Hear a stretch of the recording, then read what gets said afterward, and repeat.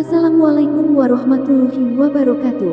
Allahumma sholli ala Sayyidina Muhammad wa ala ali Sayyidina Muhammad. Pemirsa yang dirahmati Allah, marilah kita simak ceramah dari Habib Ahmad bin Hasan Al-Aidrus dengan tema Kisah Penjaga Makam Nabi Muhammad yang bersolawat 1000 kali setiap hari. Sebelumnya marilah kita perbanyak solawat minimal 1000 kali sehari, agar hidup kita penuh barokah dan mendapatkan syafaat kelak. Jangan lupa berikan dukungan kepada channel kami dengan memberikan super thanks seikhlasnya. Marilah kita doakan semoga Habib Ahmad bin Hasan Al-Aidrus sekeluarga dan para penonton YouTube ini diberikan kesehatan dan diberikan kebahagiaan dunia dan akhirat. Selamat menyaksikan. Dulu kita di Suriah ada mufti di Damaskus namanya Syekh Adnan Al-Afyuni. Kira-kira setahun lalu meninggal dunia, dibom di mobilnya lagi dalam perjalanan dakwah. Sering kemari berapa kali, selalu ke tempatnya Habib Lutfi bin Yahya. Syekh Adnan cerita, dulu ada orang Suriah namanya Abu Adib. Abu Adib dapat rezeki berangkat ke Madinah. Deh kerja, nabung ke Madinah, ngajak 4 orang. Ibu, istri, dan 2 saudarinya, perempuan dua-duanya. Dia laki-laki sendiri, dia berangkat ke Mekah dan ke Madinah. Terus saya umroh, dia ke Madinah ziarah Nabi. Sampai di Madinah ada musibah. Apa musibahnya? Tasnya hilang. Tuh tas isinya duit. Buat dia selamat di situ, dia hidup dari situ, makan tuh udah siapin duitnya dari situ. Hilang. Cari ke sana kemari, ke barat, ke timur, utara, selatan, nyari nggak ada tuh tasnya. Ya Allah, gimana nih? Ya Allah, duit nggak megang, hilang semuanya. Bagaimana? Dia keingetan dawuhnya para ulama yang mengatakan bahwasanya kalau idza daqat bikal ahwalu yawman fa'akthir fi sholati ala Muhammad. Kalau seandainya kondisimu lagi sulit, maka perbanyaklah baca salawat kepada Nabi Muhammad SAW. Dia keingetan tuh, waduh sekarang saya lagi sulit, keliling-keliling hotel, jalanan, gak ketemu tuh tas. Dia keingetan bahwa kalau dalam kondisi sulit, perbanyak aja baca salawat. Perbanyak aja baca salawat. Baca salawat itu luar biasa, Bu. Siapa orang salawat 1 kali, Allah salawat 10 kali. Siapa orang salawat 10 kali, Allah salawat 100. Siapa orang salawat 100, Allah salawat 1000 kepada dia. Siapa orang salawat 1000, hurrima jasaduhu minan nar, maka diharamkan jasad dimasuk ke dalam neraka. Orang salawat 1 hari 1000 kali, seistiqamah, maka gampang kok 1000. Dulu kiai-kiai dulu tuh kalau ditanya, gimana santri-santri? Ah, ini santri pada malas. Kenapa? Masa baca tahlil sehari cuma bisa 5000 kali? Oh dulu gitu. Dianggap malas tuh. Oh kita 15 kali aja jarang. Ini 5000 rutin tiap hari dibilang malas. Kata siapa tuh di Jawa Tengah ada kiai, wah kalian pada jadi orang bangkrut semuanya, bangkrut. Kenapa? Kata yang lain tanya kenapa? Ini nggak bisa baca tahlil cuma 5000 doang, baca la ilaha illallah setiap hari. Malu di hadapan Allah cuma baca 5000. Nah ini selawat 1000 kali azim, punya pengaruh yang luar biasa. Kalau kita udah dawamkan tuh, kita nggak bakal bisa lewat, nggak bakal bisa kita lepas nih. Seperti hutang nanti. Kalau orang udah banyak selawat sama Nabi, dia bakal dekat sama Nabi, bakal dikenal sama Nabi, dikenal. Ya. Nah, orang ini datang ke Ar-Raudhah Asy-Syarifah. Datang ke antara makam Nabi dan mimbarnya.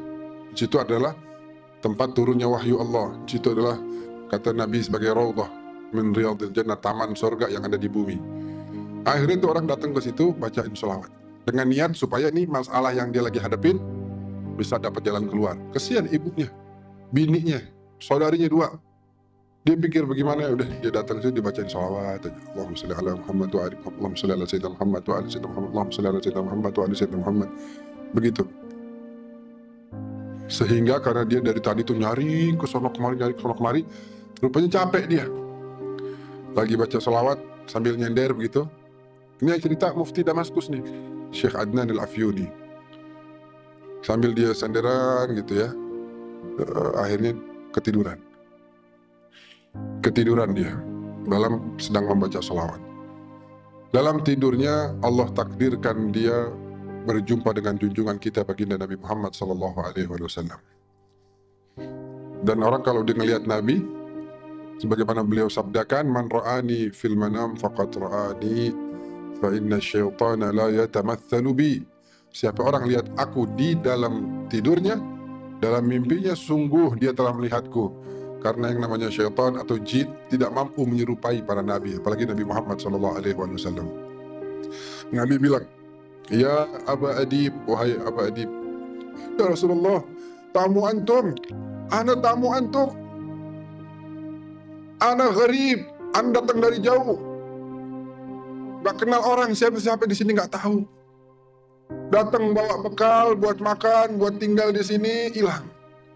Ya Rasulullah, antum sahibul bait.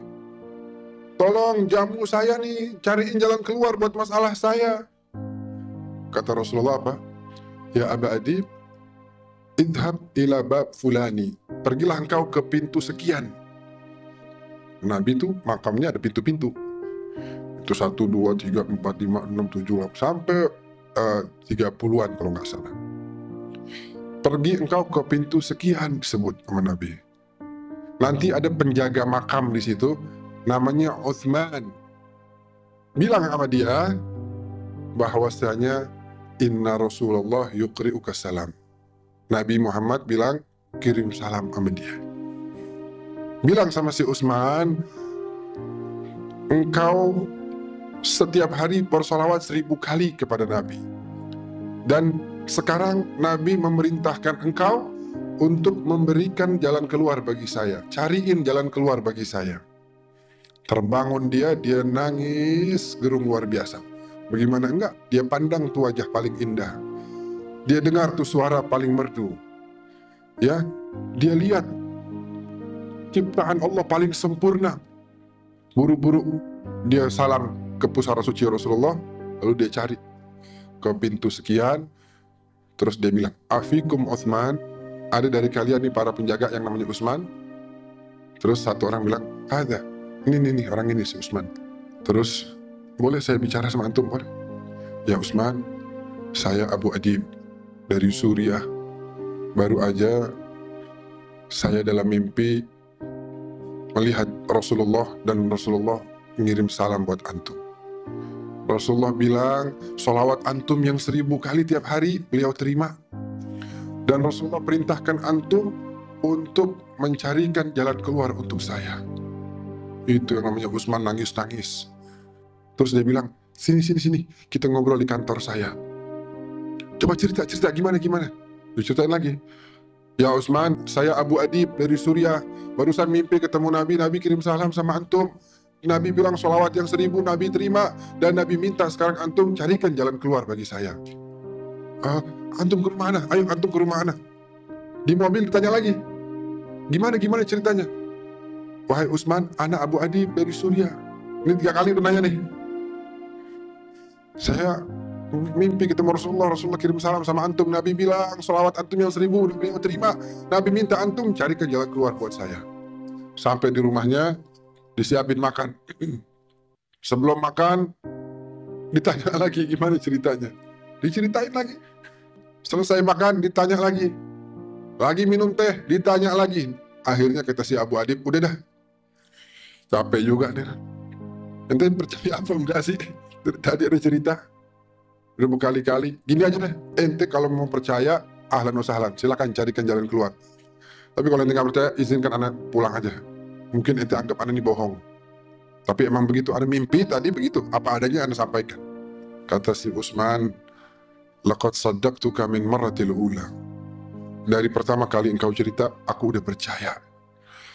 Tapi ucapanmu Rasulullah kirim salam kepadaku itu ingin aku dengar lagi, saking aku senangnya. Tiap dengar kabar, dapat ucapan Rasulullah yuqri'uka salam. Aduh, Rasulullah kirim salam. Gimana hati saya nggak mau senang? Ibu sekarang dibilangin Rasulullah kirim salam. Aduh, indah banget. Jaminan sorga udah. Rasulullah kirim salam. Iya kan? Bayangin, Rasulullah kirim salam. Assalamualaikum warahmatullahi wabarakatuh. Doa dari Nabi pasti diijabah oleh Allah Subhanahu wa taala. Kata si Utsman, anu udah percaya sama antum dari mulai antum cerita yang pertama kali. Tapi anu pengen dengar lagi, pengen dengar lagi. Tuh indah apa enggak Ibu? Indah kan? Katanya si Utsman akhirnya, sekarang semua keperluanmu aku yang tanggung.